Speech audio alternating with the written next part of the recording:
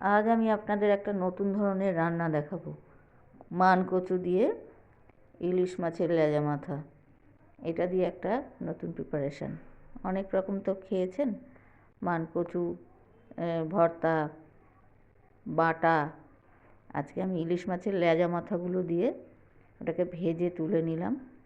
নিয়ে এবার দেখুন একটা নতুন ধরনের রান্না করব।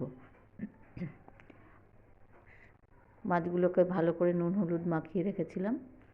এবার কড়াই থেকে ভেজে ভালো করে তুলে নিলাম। নিয়ে ওই তেলেই একটু কালো জিরে ফোড়ন দিয়ে দেবো।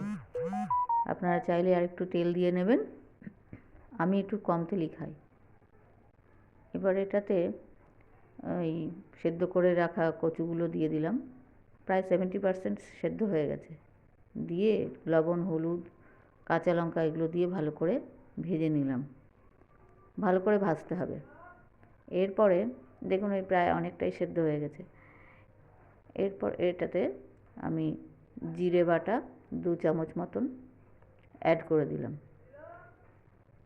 দিয়ে একটু জল দিলাম কষানোর জন্য। এবার ঢাকা দিয়ে রাখলাম। এবার কষে গেলে ভালো করে একটু যখন কড়াইয়ের গা থেকে তেল ছেড়ে আসবে, এই সময় আমি গরম জলটা ঢেলে দেব। গরম জলটা পরিমাণ মতন দিয়ে দিলাম।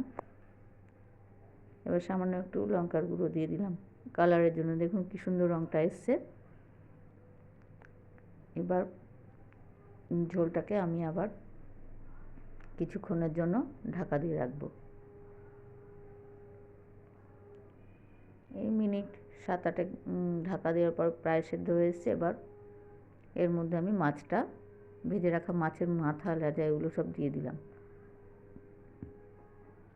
এটা দিয়ে আরও খানিকক্ষণ আমার ঢেকে রাখতে হবে, ভালো করে মজে যাবে। তারপর ঢাকা খুলে একটু নুন একটু কম ছিল তাই নুনটা দিয়ে দিলাম। এবার দেখুন আমার রান্না রেডি। যদি ভালো লাগে সাবস্ক্রাইব করে আমার পাশে থাকবেন প্লিজ।